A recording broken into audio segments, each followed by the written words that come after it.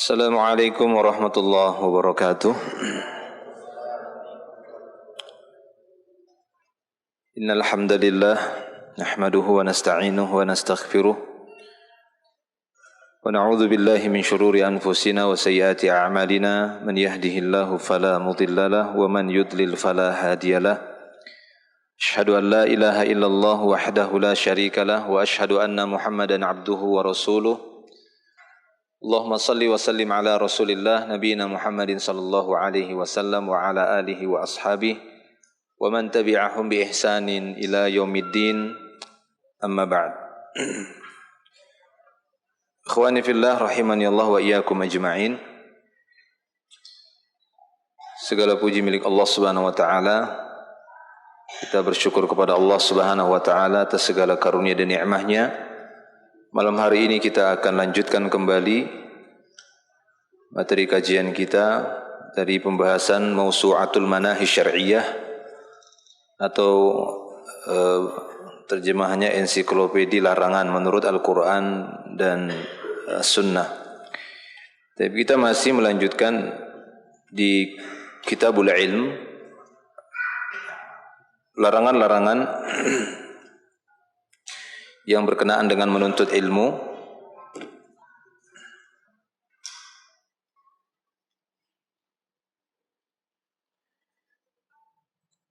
Pembahasan yang berikutnya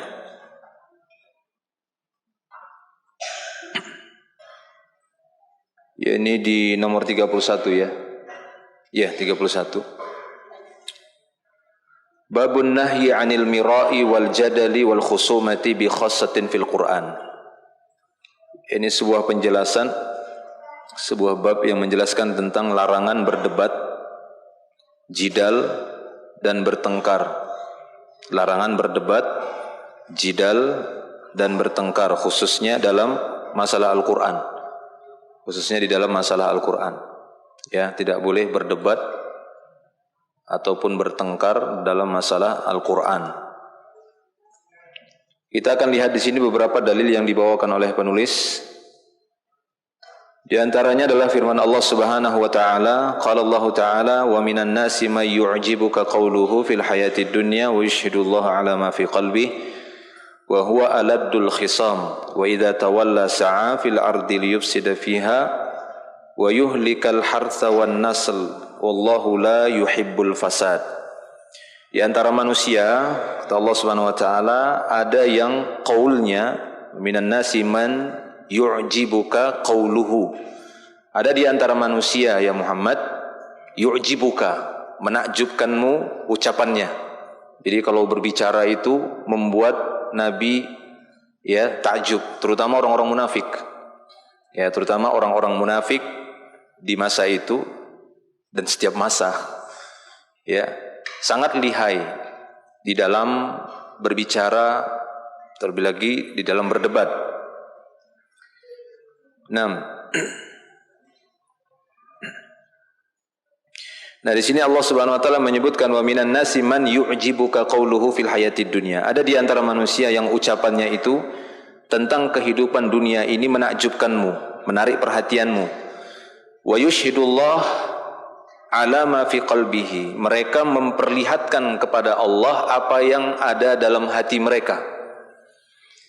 Ya, mereka memperlihatkan, menampakkan kepada Allah Subhanahu wa taala apa yang ada di dalam hati mereka. Wa huwa aladdul khisam, padahal mereka orang yang paling keras penentangannya. Ya, mereka adalah atau dia adalah orang yang paling keras penentangannya. Wa idza tawalla, dan apabila dia berpaling darimu, sa'a fil ardi liyufsida fiha, maka dia berjalan di muka bumi ini melakukan pengrusakan di muka bumi ini. Wa yuhlikal hartha wan nasl, dan membinasakan ataupun merusak tanam-tanaman ataupun binatang ternak. Wallahu la yuhibbul fasad, dan Allah taala tidak menyukai kerusakan, kebinasaan. Taib, ini satu dalil atau dalil yang pertama yang dibawakan oleh beliau yang menunjukkan ada di antara manusia yang ucapannya itu membuat orang lain tertegun, membuat orang lain takjub, membuat orang lain ya merasa terheran-heran dengan ucapannya, padahal dia orang yang sangat keras penentangannya terhadap Allah Subhanahu wa taala dan Rasulnya, terhadap Islam.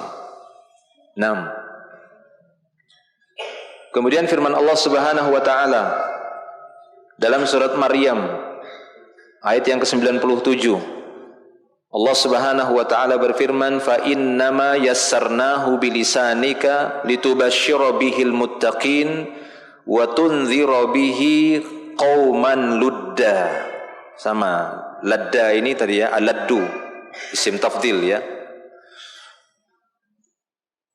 Maka sesungguhnya kami telah memudahkan Al-Quran ini dengan bahasamu ya Muhammad. Maksudnya bahasa Al-Quran, bahasa Arab ya. Fa innama yassarnahu bilisanika, kami sudah memudahkan Al-Quran ini dengan lisanmu, yaitu dengan lisan Arabi, dengan ucapan atau bahasa Nabi, yaitu bahasa Arab. Jadi Al-Quran itu lebih mudah difahami ketika bahasa yang Allah pilih itu dengan bahasa Arab. Ya, sekiranya Allah pilih bahasa yang lain, lebih susah kita memahami Quran. Jadi memang bahasa Arab itu adalah bahasa yang paling tepat, karena yang memilih adalah Allah Subhanahu wa taala. Pilihan Allah ya adalah pilihan yang terbaik. Ketika dia memilih dari sekian ribu bahasa, dia pilih salah satu sebagai bahasa Al-Quran yang menunjukkan itu bahasa terbaik. Ya, itu bahasa terbaik, yaitu bahasa Arab. Tujuannya apa? Litubashshira bihil muttaqin, agar engkau memberikan kabar gembira dengan Al-Quran itu orang-orang yang bertakwa. Jadi Quran ini merupakan kabar gembira bagi orang yang bertakwa. Siapa saja yang berusaha untuk bertakwa kepada Allah Subhanahu wa taala, Al-Quran ini pemberi kabar gembira untuk orang-orang yang bertakwa. Wa tunzira bihi qauman ludda. Dan Al-Quran ini agar kau berikan peringatan dengan Quran ini kaum yang suka berdebat, kaum yang suka membantah, ya, kaum yang suka membangkang. 6. Kemudian firman Allah Ta'ala yang lainnya sebagai dalil pembahasan ini tentang larangan berdebat, berjidal, bertengkar, khususnya bertengkar, berjidal, berdebat dalam masalah Al-Quran. Firman Allah Ta'ala dalam surat Az-Zukhruf ayat 58, Allah Subhanahu wa taala berfirman, ma darabuhu laka illa jadala bal hum qaumun khasimun. Tidaklah mereka memberikan contoh atau perumpamaan, permisalan, ma darabu laka, yakni dorbul misal, dorbul amsal.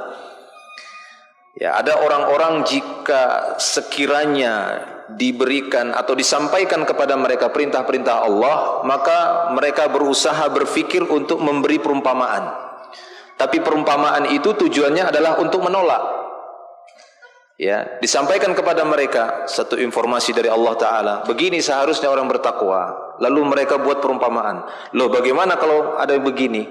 Bagaimana kalau ada yang begini? Tujuannya bukan untuk mempertajam pemahaman atas perintah, tapi tujuannya adalah untuk membantah, membangkang, untuk menolak dalil itu, untuk menolak perintah Allah Ta'ala tersebut.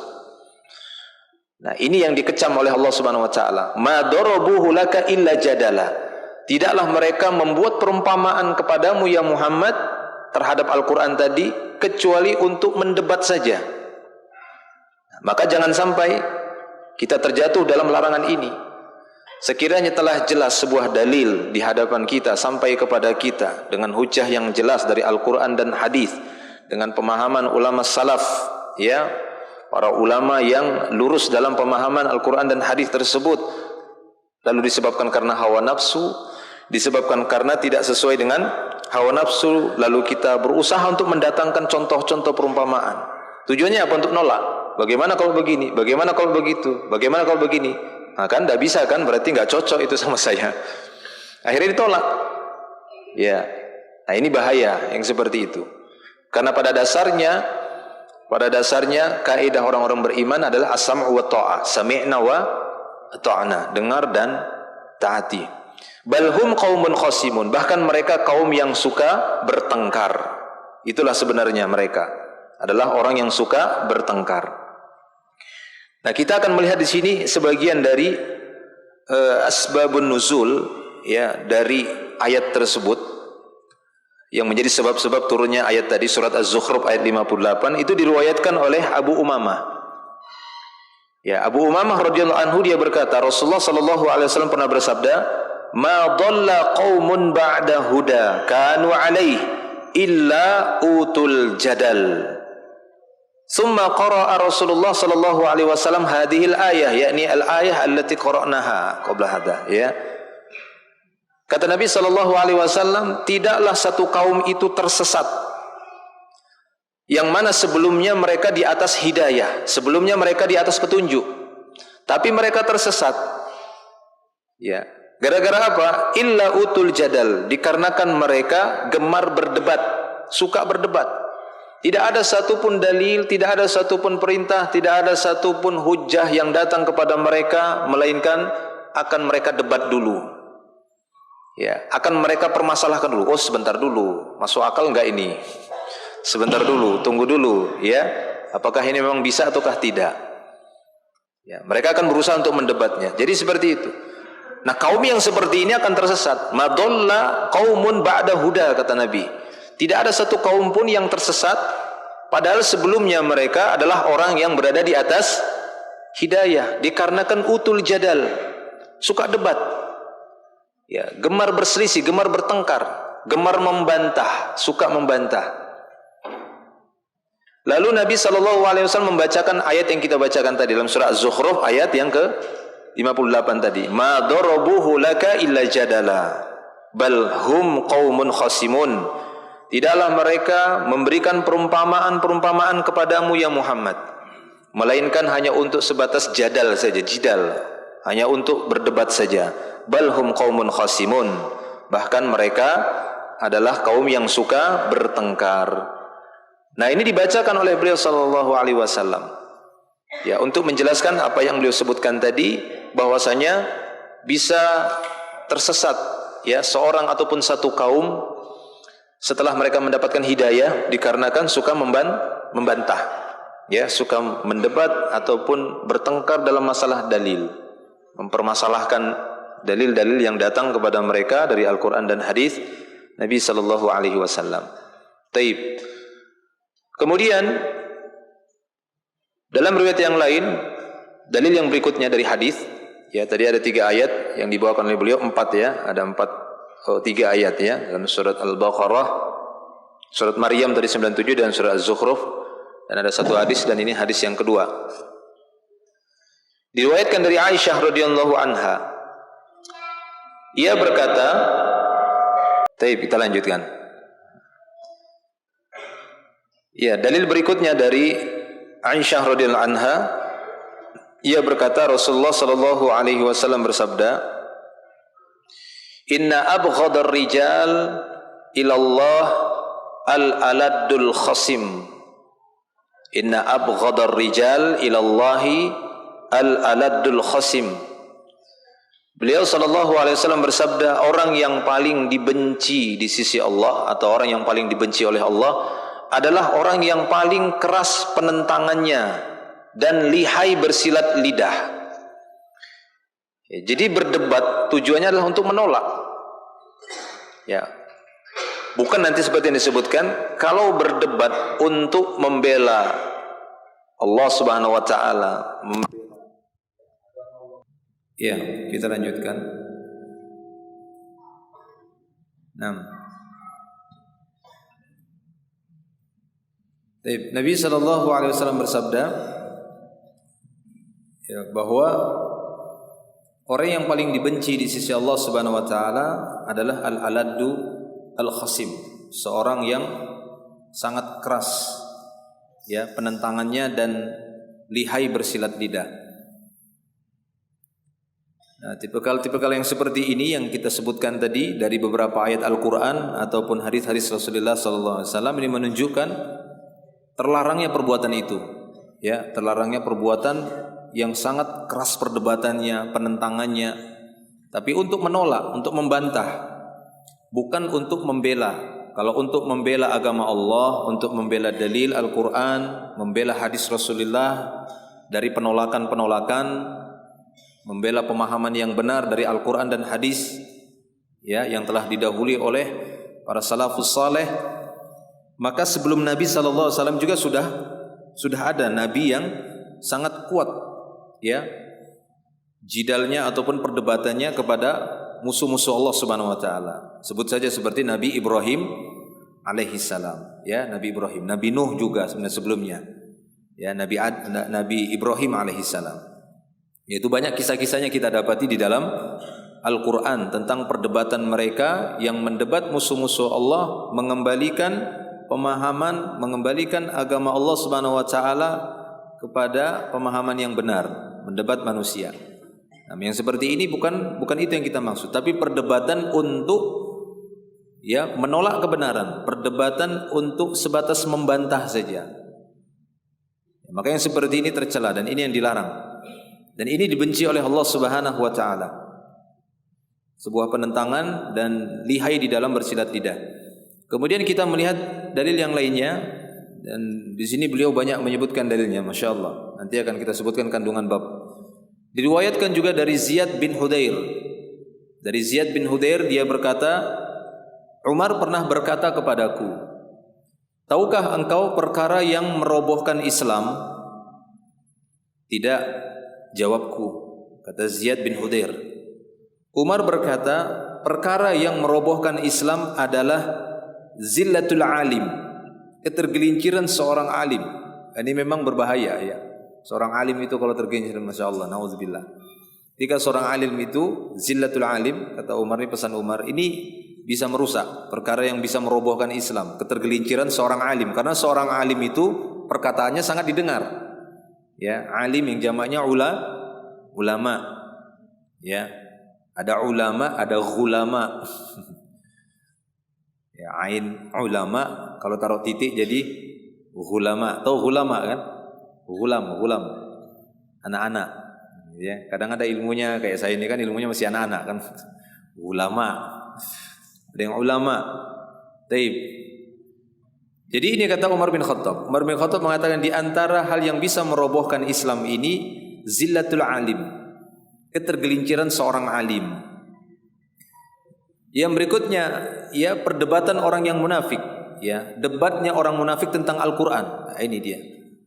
Jadi kalau didapati di sana orang munafik yang pintar berdebat untuk mendebat Al-Qur'an, nah ini bisa merusak Islam.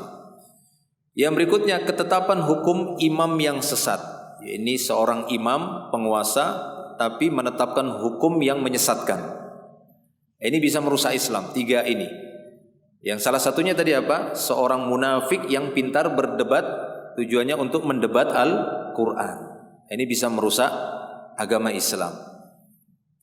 Baik, kemudian dalil yang lainnya diriwayatkan dari Abu Utsman An-Nahdi bahwa ia berkata, aku duduk di bawah mimbar Umar. Saat itu beliau sedang menyampaikan khutbah kepada manusia. Lalu dia berkata di dalam khutbahnya, aku telah mendengar Rasulullah sallallahu alaihi wasallam bersabda, inna akhwafa ma akhafu ala hadhil ummah kullu munafiqin alimil lisan. Jadi Nabi sallallahu alaihi wasallam pada waktu itu berkhutbah, didengar oleh Umar bin Khattab di atas mimbar. Beliau berkata bahwa perkara yang sangat aku takutkan menimpa umatku ini adalah seorang munafik yang pintar bersilat lidah. Nah, ini dikhawatirkan oleh Nabi sallallahu alaihi wasallam. Kalau muncul ataupun ya setiap munafik, kullu munafikin alimil lisan. Setiap munafik yang pintar bersilat lidah. Ini berbahaya. Ini dikhawatirkan oleh Nabi sallallahu alaihi wasallam menimpa umat ini kalau muncul orang-orang munafik tapi pintar berdebat, pintar bersilat lidah. Sehingga ini akan merusak kaum muslimin, terutama orang-orang awam yang tingkat pemahaman agamanya, pemahaman Quran dan sunnahnya itu masih sebatas secara zahir saja. Ya, sehingga ketika orang munafik ini dengan kelihayannya memutarbalikkan makna dari ayat tersebut yang awalnya halal, ya bisa dia putarbalikkan, pintar berdebat, lihai bersilat lidah, akhirnya bisa mempengaruhi manusia.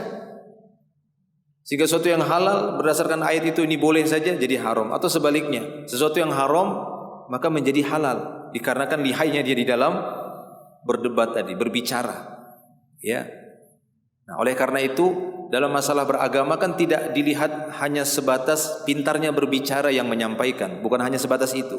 Walaupun itu di antara hal yang membuat kebenaran itu lebih mudah diterima. Kebenaran itu lebih mudah diterima ketika yang menyampaikan itu lebih baik bahasanya. Ya, lebih baik bahasanya. Bahkan Nabi SAW menyebutkan itu di antara bentuk ya secara makna sihir. Sihir itu bisa dari ucapan. Inna minal bayan la sihran, kata Rasulullah. Sesungguhnya indahnya penjelasan itu bisa nyihir. Ya. Sehingga seorang yang awalnya itu toleh kan begitu ya. Lalu dengan indahnya ucapan ini, bagusnya penyampaiannya dalam menyampaikan kebenaran, terpengaruh dia seperti kesihir. Jadi berubah. Ya, berubah berapa derajat istilahnya? 180 derajat berubahnya. Yang dulunya dia jahat tiba-tiba langsung baik. Ya mungkin ada antum begitu. Kena sihir itu sama ustadznya. Sihir kata ya, sihir kalam itu ya. Tapi untuk yang baik kan seperti itu. Ya. Taib. Nah, yang berbahaya yang ditakutkan oleh Nabi sallallahu alaihi wasallam ini kullu munafik alimil lisan. Munafik tapi pintar bersilat lidah. Ya, bersilat lidah namanya ya. Lidah ini bersilat bisa bersilat. Taib, riwayat yang berikutnya, dalil yang berikutnya dari hadis dari Abu Hurairah radhiyallahu anhu dari Rasulullah sallallahu alaihi wasallam, beliau bersabda, al-mira'u fil Qur'ani kufrun. Ya, perdebatan tentang Al-Qur'an, berdebat tentang Al-Qur'an maka bisa menyeret kepada kekufuran. Hati-hati. Lama-lama diingkarinya ayat itu. Mengingkari ayat ini bahaya. Ya, satu huruf atau satu ayat atau satu kalimat pun tidak boleh. Makanya Al-Quran ini dijamin oleh Allah Ta'ala terjaga terus huruf-hurufnya, pahalanya pun per huruf, ayat-ayatnya dijaga sampai hari kiamat. Ini diantara yang menenangkan jiwa kita orang-orang beriman. Kenapa? Karena kita punya pegangan yang dijaga oleh Allah Ta'ala sampai hari kiamat. Quran ini dijamin oleh Allah, gak bisa. Allah ditantang sama Allah Subhanahu Wa Ta'ala. Jin, manusia, datangkan yang semisal Quran. Tidak bisa, ya. Satu surat lah, coba buat semisal Al-Quran. Ini harusnya membuat kita senang, karena kita berpegang dengan kitab yang dijamin oleh Allah Taala tidak akan berubah sampai datang hari kiamat. Ya, maka ketika Allah Taala sudah menjamin Quran, maka tafsir utama Quran pun dijaga oleh Allah. Apa tafsir utama dari Al-Quran? Hadis, sunnah Rasulullah itu dijamin oleh Allah juga, berdasarkan ya jaminan Allah untuk menjaga Al-Quran. Nah, hanya saja ketika dia dijadikan bahan perdebatan, ini bisa menyeret kepada kekufuran. Al-mira fil Quran kufrun. Memperdebatkan tentang Al-Quran ini, dia bisa kufur. Ya. Jadi berdebat dalam masalah bacaan misalnya, ini dibaca begini, ya, enggak ini harus begini, enggak harus begini, enggak harus begini. Padahal dua-duanya boleh sebenarnya. Lama-lama dia ingkari bacaan yang sebenarnya boleh, ya kan? Padahal bacaan itu boleh. Nah, baik. Kemudian diriwayatkan dari Abdullah bin Amr radhiyallahu anhuma, dia berkata,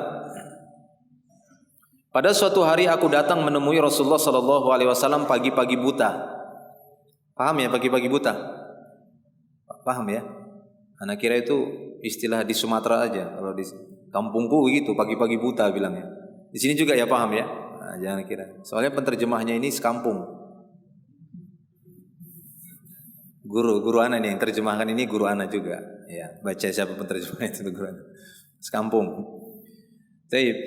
Pada suatu hari aku datang menemui Rasulullah SAW pagi-pagi buta. Beliau mendengar dua orang laki-laki sedang bertengkar tentang sebuah ayat. Jadi beliau mendengar ada dua orang sedang bertengkar tentang sebuah ayat. Ya, seperti firman Allah, saya kasih contoh. Firman Allah, la tarkabunna tabaqan an tabaq, ya kan? La tarkabunna. Tapi ada yang baca la tarkabanna. Ada yang membaca dengan waw jamaah yang sudah kena nun taukid gitu ya. Ada yang membaca fathah. La tarkabanna tabaqan an tabaq. Ketika kita dengar ada yang baca latar kabanna, jangan debat, karena dua-duanya bisa dibaca. Nggak boleh itu. Ya, jangan latar kabanna tapi latar kabunna. Berdebat lama-lama ditolaknya yang satu ayat tadi. Padahal dua-duanya boleh bisa dibaca dua-duanya. Ya, karena dia memilih makna pada makna keduanya itu sama-sama makna yang diakui oleh para ulama sebelumnya. Taib. Nah, dua orang laki-laki ini bertengkar tentang satu ayat. Lalu beliau pun keluar menemui kami dengan rona wajah yang marah. Beliau pun berkata, "Innama halaka man kana qablakum bi ikhtilafihim fil kitab." Sesungguhnya perkara yang membinasakan umat sebelum kalian adalah perselisihan mereka tentang Alkitab. Jadi tidak boleh memperselisihkan satu ayat ataupun Al-Qur'an yang itu memiliki makna diterima semuanya. Yang satu dan yang lain itu diterima.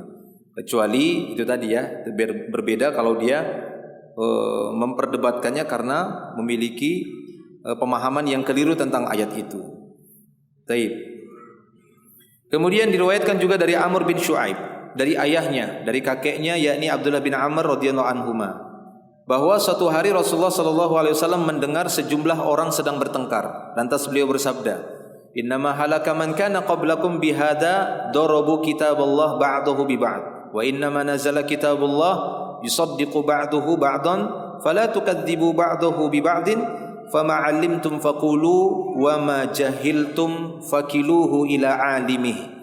Sesungguhnya umat sebelum kalian dibinasakan disebabkan mereka mempertentangkan satu ayat di dalam kitabullah dengan ayat yang lain. Ya, dibenturkan. Ini juga tidak boleh membenturkan satu ayat dengan ayat yang lain. Karena ketika ayat itu terlihat oleh kita, menurut pemahaman kita bertolak belakang, sementara sumbernya satu dari Allah Subhanahu wa ta'ala, maka yang kita permasalahkan itu bukan ayatnya. Paham ya? Bukan Allah Ta'ala, tapi yang kita permasalahkan siapa? Ya pemahaman kita. Karena tidak mungkin Allah Ta'ala menurunkan ayat dari zat yang sama, kan gitu ya, dari Rob yang sama, lalu berbeda. Ya, lalu kita permasalahkan, kita perdebatkan itu. Tidak, berarti pemahaman kita yang belum sampai. Nah, ini harus kita koreksi. Nah, sehingga di sini beliau mengatakan umat sebelum kalian binasa disebabkan mereka suka mempertentangkan satu ayat dalam kitabullah dengan ayat yang lain. Sesungguhnya Allah menurunkan ayat-ayat dalam kitabullah itu saling membenarkan satu dan yang lain. Itu dia. Ini pahami. Ketika Allah Ta'ala menurunkan ayat-ayat tadi, satu ayat menguatkan ayat yang lain. Kenapa? Karena datang dari zat yang maha hakim. Ya, tanzilun min hakimin hamid. La ya'tihil batilu min baini yadayhi wa min khalfi tanzilun min hakimin hamid. Bahwasanya Al-Quran ini kitabullah tidaklah tertimpa kebatilan dari arah manapun, karena dia turun dari zat yang maha hakim, dari zat yang maha mengetahui hukum-hukum. Baik, jika kalian mengetahui maksud dari satu ayat, maka sampaikan. Jika tidak kalian ketahui maknanya, serahkan kepada yang alim, kata beliau. Fakilu, wakilkan, serahkan ila alimihi, kepada yang alim, yang faham, yang tahu tentang ayat itu. Siapa itu? Para ulama. Jadi jangan kita benturkan, jangan kita adu satu ayat. Ini ayat ini menyebutkan begini, ayat ini begini. Gimana nih? Kayaknya bertolak belakang, nggak jelas ini ayat. Yang nggak jelas itu kita, nggak sampai pemahaman kita ke situ. Karena sumber Al-Quran ini bukan dari banyak Tuhan, tapi dari satu Rob kita, ya Allah Subhanahu wa ta'ala. Kalau tadi hukum yang dibuat manusia, ya bisa itu berbeda, berbenturan satu dan yang lainnya. Kenapa? Karena beda-beda kepala. Ya, berbeda. Satu orang saja yang membuat satu aturan, satu orang saja, itu kadang bertentangan. Ketemu dia, loh, ini ada peraturan gini, kenapa ini begini? Tapi kalau dari Allah Ta'ala itu tidak akan terjadi. Ya, itu tidak akan terjadi. Justru kalau kita memahami satu ayat, ya sampaikan jika itu pemahamannya benar. Tapi kalau nggak sampai pemahaman kita di sana, serahkan kepada yang faham, yaitu kepada seorang alim. Baik. Kemudian kita melihat di sini min fiqhil bab, kandungan bab yang beliau sampaikan di sini. Pertama, ayat-ayat dan hadis-hadis yang kami sebutkan di atas secara tegas melarang jidal dan perdebatan. Akan tetapi, siapa saja yang mentadabburi ayat-ayat Al-Quran dan hadis-hadis Rasulullah sallallahu alaihi wasallam serta asar para salaf tentu akan mendapati anjuran beradu argumentasi dan berdebat. Ya, kalau kita ingin meneliti Al-Qur'an dan hadis, kita dapati di sana dalil-dalil yang menunjukkan bolehnya beradu argumentasi, bolehnya berdebat. Contoh firman Allah Ta'ala, Ud'u ila sabili rabbik bil hikmah wal mau'izatil hasanah wajadilhum billati hiya ahsan. Ya, kata Allah Subhanahu wa taala, ya, ajaklah mereka ke jalan Allah. Ud'u ila sabili rabbik. Ajak manusia untuk berada di jalan Allah. Dengan cara apa? Bil hikmah. Jadi ketika kita berdakwah, pertama sekali kita diperintahkan untuk mengajak manusia dengan cara yang hikmah, yaitu bijaksana. Wal mau'izatil hasanah, sampaikanlah dakwah itu, ajaklah manusia dengan nasihat-nasihat yang baik. Ya, kalaupun memang itu tidak bisa ditempuh dengan cara hikmah, dengan cara mau'izatil hasanah, dibolehkan untuk mujadalah, jidal, wajadilhum.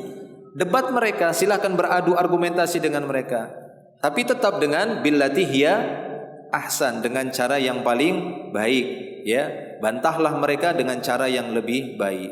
Nah, ini satu dalil dalam surah An-Nahl itu ayat 125 yang menunjukkan dalam kondisi-kondisi tertentu dibolehkan bagi kita untuk melakukan perdebatan, ya, beradu argumentasi. Atau firman Allah Subhanahu wa taala dalam surah Al-Ankabut ayat yang ke-46, Allah Taala berfirman, "Wala tujadilu ahlal kitabi illa billati hiya ahsan." Jangan kalian mendebat ahlul kitab melainkan dengan cara yang paling ahsan, cara yang paling baik. Jadi ketika berdebat juga bukan ingin menjatuhkan, bukan semata-mata ingin menjatuhkan lawan debatnya, tapi tujuannya adalah untuk menampakkan kebenaran dan melenyapkan kebatilan, ya, supaya hujah dan argumentasi kebatilan mereka itu bisa teredam, bisa padam dengan hujah yang kita sampaikan, bertubi-tubi kita sampaikan, sehingga kebatilan dari argumentasi kebatilan yang dia sampaikan itu bisa, ya, jatuh. Ya, bukan hanya sebatas ingin merendahkan orang tersebut. Nah, ayat-ayat dalam kitabullah tidaklah bertentangan satu sama lainnya, bahkan saling membenarkan. Dari situ dapatlah kita ketahui bahwa jidal dan debat yang dicela dalam Al-Quran tidak sama dengan jidal dan debat yang dianjurkan. Jidal dan debat itu ada yang terpuji dan ada yang tercela, ada yang, ya, mazmum, ada yang mahmud, ya, ada yang terpuji mahmud, ada yang mazmum yang tercela. Kedua jenis itu sama-sama disebutkan dalam Al-Quran. Jadi kedua jenis jidal itu dua-duanya ada dalam Al-Quran. Jidal yang mahmud, yang terpuji, dan jidal yang mazmum, dua-duanya ada disebutkan dalam Al-Quran.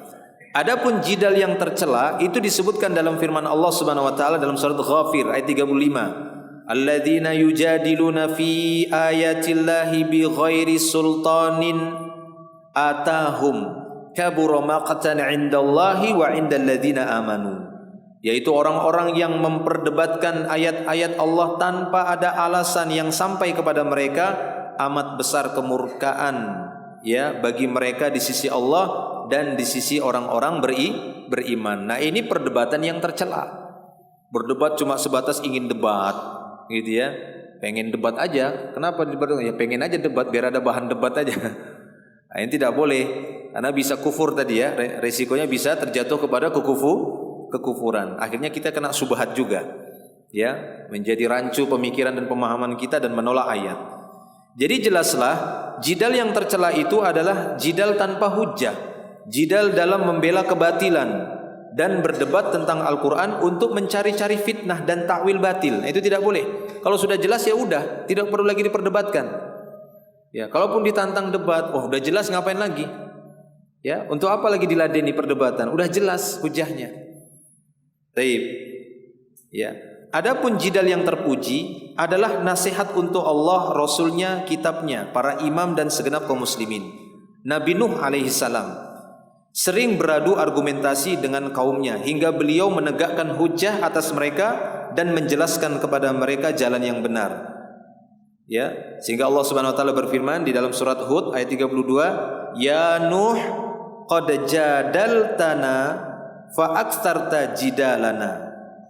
Ya, kaum Nabi Nuh sampai berkata kepada Nuh, "Ya Nuh, wahai Nuh, sesungguhnya kamu telah berbantah dengan kami. Kamu telah membantah kami, berdebat dengan kami, dan kamu telah memperpanjang bantahanmu terhadap kami." Jadi panjang bantahan Nabi Nuh. Ya, panjang bantahannya kepada kaumnya karena kaumnya ngeyel, enggak mau juga didatangi. Itu berhala.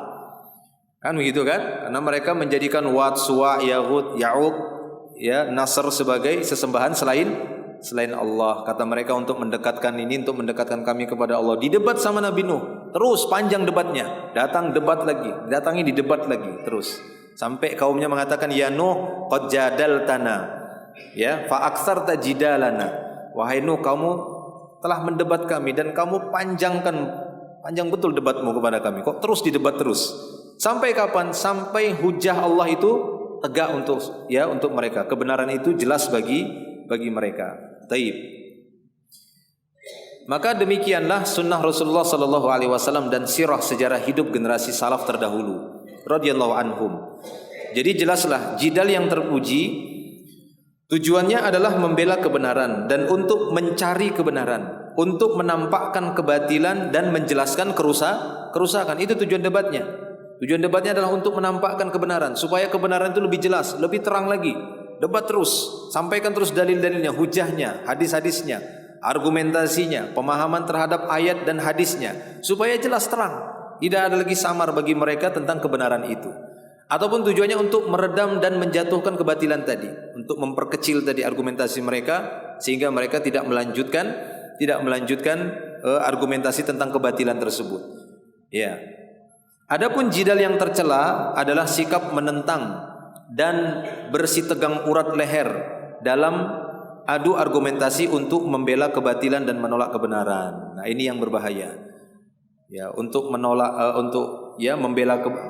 kebatilan tadi, ya, untuk mendukung kesesatan tadi, lalu mereka mencari-cari takwilnya, mencari-cari dalil yang itu bukan dalilnya, dipaksakan untuk membela kebatilan, kesesatan, kebid'ahan, kesyirikan, kemaksiatan yang semisalnya dan kemungkaran. Ya, sebagaimana sebagian orang yang banyak melakukan itu hanya untuk membenarkan kebid'ahannya, untuk membenarkan kesyirikan yang mereka lakukan, ya, ataupun untuk berbagai kemungkaran yang mereka lakukan. Taib. Kemudian yang kedua di antara kandungan bab yang lainnya, beliau menyebutkan, Ibnu Hibban berkata, jika seorang berdebat tentang Al-Quran, maka apabila Allah tidak melindunginya, ia akan terseret pada keraguan dalam mengimani ayat-ayat mutasyabihat. Jika sudah disusupi keraguan, maka ia akan menolaknya. Rasulullah SAW menyebutnya sebagai kekufuran yang merupakan salah satu bentuk penolakan yang berpangkal dari perdebatan. Nah, maka itu hati-hati. Ya, ketika kita terlalu sibuk dan sering sekali meladeni perdebatan-perdebatan, ini dikhawatirkan akan terkena perkara yang mutasyabihat, syubhat, sehingga akan membuat kerancuan pada pemikiran dan pemahaman yang lama kelamaan dia pun akhirnya akan menolak kebenaran tadi. Ya, dan sudah kita dapati dalam sejarah, bahkan orang-orang yang belakangan hari ini yang awalnya Allah Ta'ala berikan hidayah, tapi sibuk dengan berdebat, akhirnya terkena syubhat. Berdebat akhirnya kena syubhat. Akhirnya yang awalnya dia membela kebenaran, akhirnya dia pun membenarkan kebatilan. Awalnya dia membela kebenaran, akhirnya dia mendukung kebatilan tadi. Na'udzubillah. Taib. Kemudian yang ketiga, oleh sebab itu seorang muslim harus mengimani seluruh ayat-ayat Al-Quran, baik yang muhkam maupun yang mutasyabih. Jika dia benar dari Allah, nah Al-Quran ini semuanya dari Allah Subhanahu Wa Taala, dan kita yakini, wajib kita meyakini semua dari Allah. Baik itu yang muhkam yang bisa langsung kita fahami, ataupun ada ayat-ayat yang belum sampai pemahaman kita kepada ayat itu, wajib bagi kita semua untuk mengimaninya. Ya, karena tidak setiap dalil dari Al-Quran ataupun hadis itu semua bisa masuk ke dalam akal kita. Ya, lalu bisa kita cerna dengan akal kita yang dangkal ini. Kalau sekiranya kita ketemu satu dalil, baik itu Al-Quran ataupun hadis, kemudian kok belum ketemu ini gimana memahaminya, maka jangan berhenti sampai di kepala, masukkan terus sampai ke hati. Maksudnya apa? Diyakini bahwasanya ini ayat dari Allah. Walaupun belum sampai pemahaman kita ini ayat dari Allah, cukup kita mengatakan amanna bihi, kami mengimani ayat-ayat Allah Ta'ala, kami mengimani Al-Quran. Itulah yang dilakukan oleh orang-orang yang utul ilm, yang diberikan ilmu. Taib. Jadi oleh sebab itu kata beliau, seorang muslim harus mengimani seluruh ayat-ayat Al-Quran yang muhkam maupun yang mutasyabih, karena semuanya berasal dari Allah. Semuanya berasal dari Allah. Jika ia tidak mengetahuinya, hendaklah bertanya kepada ahli ilmu atau menyerahkan masalah kepada orang yang mengetahuinya. Ia tidak boleh bertanya kepada orang yang tidak mengetahui tentang makna dari dalil tersebut, ayat tersebut ataupun hadis tersebut. Terakhir yang keempat, perselisihan tentang Al-Quran dapat menyeret kepada sikap mempertentangkan satu ayat dengan ayat yang lainnya. Kemudian dari situ akan muncul sikap melepaskan diri dari hukum-hukumnya dan mengubah hukum halal haramnya. Kemudian akan berlakulah sunnatullah pada umat terdahulu atas orang-orang yang saling berselisih itu, yakni kebinasaan dan kehancuran. Nah, ini dikhawatirkan karena mempermasalahkan satu ayat dengan ayat yang lainnya. Ini kenapa begini? Yang ayat ini begini. Ini gimana ini? Kok kayaknya nggak temu? Kok kayaknya terjadi ta'arud, terjadi kontras ini, kontradiksi ini satu ayat ini dengan ayat yang ini. Dipertentangkan, dipermasalahkan. Ketemu lagi hadis. Ini hadis ini sama ayat ini nggak ketemu ini. Ya, dipertentangkan, diperdebatkan. Ketika ada yang berusaha ingin menjelaskan, malah dia debat lagi. Ya, ada yang ingin memberikan satu korelasi jalan tengah pemahaman atas dua dalil yang seakan-akan terlihat bertentangan, ingin dijelaskan bagaimana korelasinya yang benar menurut pemahaman yang benar, didebat oleh dia. Lama kelamaan dia akan terkena syubhat ini. Sesuatu yang halal akan dia jadikan haram, haram jadikan halal, dan akhirnya terjadilah kebinasaan. Ya, Allah Subhanahu wa taala murka ketika ayat-ayatnya tersebut ditolak dengan dijadikan sebagai bahan untuk berbantah-bantahan. Taib, wallahu taala a'lam bishawab. Ini materi yang bisa kita sampaikan di sini, salah satu larangan dari larangan yang dibahas dalam masalah ilmu. Sehingga ketika kita menuntut ilmu, maka bukan intinya pada hebatnya kita berdebat, akan tetapi bagaimana kita mempelajari dalil-dalil ini langsung dari sumbernya dengan pemahaman yang benar, pemahaman para ulama yang terpercaya dari salaful ummah, salafus saleh. Ya, kalaupun di sana kita mendapatkan ada dalil yang mungkin menurut kita ini kok bertentangan dengan dalil yang lain, maka sikap kita yang pertama adalah mengimani. Tatkala dalil-dalil tersebut kita dapati semuanya dari sumber yang benar, dari Al-Quran dan dari hadis yang sahih, maka sikap kita yang pertama, kita katakan amanna bihi, kami mengimaninya, kullun min indi rabbina, karena semua itu turunnya dari sisi Rabb kami. Lalu kita bawakan dalil tadi kepada seorang alim yang faham untuk menjelaskan kepada kita, dan insyaallah Allah Ta'ala akan bukakan pemahaman yang benar bagi kita semua. Lalu nasihat saya, perbanyaklah berdoa, karena masalah pemahaman agama ini penting. Ya, pemahaman agama ini penting, tidak hanya sebatas tahu dalil Al-Quran dan hadis, bagaimana memahaminya. Sering-sering meminta kepada Allah Subhanahu wa taala agar kita diberi pemahaman yang benar dalam agama ini. Dengan ucapan Allahumma faqihni fid din, Allahumma allimni fid din. Ya Allah, ajari aku dalam agama ini. Ya Allah, dalamkan pemahamanku dalam masalah agama ini. Ya, itu sering-sering kita ucapkan dan diberi keteguhan bagi kita semua agar kita tetap berada di atas agamanya yang hak. Taib, kita cukupkan ya sampai di sini dulu, karena saya dari pagi kayaknya sampai malam. Insyaallah kita cukupkan sampai Isya, tidak ada. Kalau nanti ada pertanyaan-pertanyaan bisa dikumpul dulu lah. Nanti ada waktu kita jawab. Cukup ya insyaallah. Semua jadi bermanfaat. Akhiru da'wana alhamdulillah. Subhanakallah bihamdik. Asyhadu an la ilaha illa anta astaghfiruka wa atubu ilaik. Assalamualaikum warahmatullahi wabarakatuh.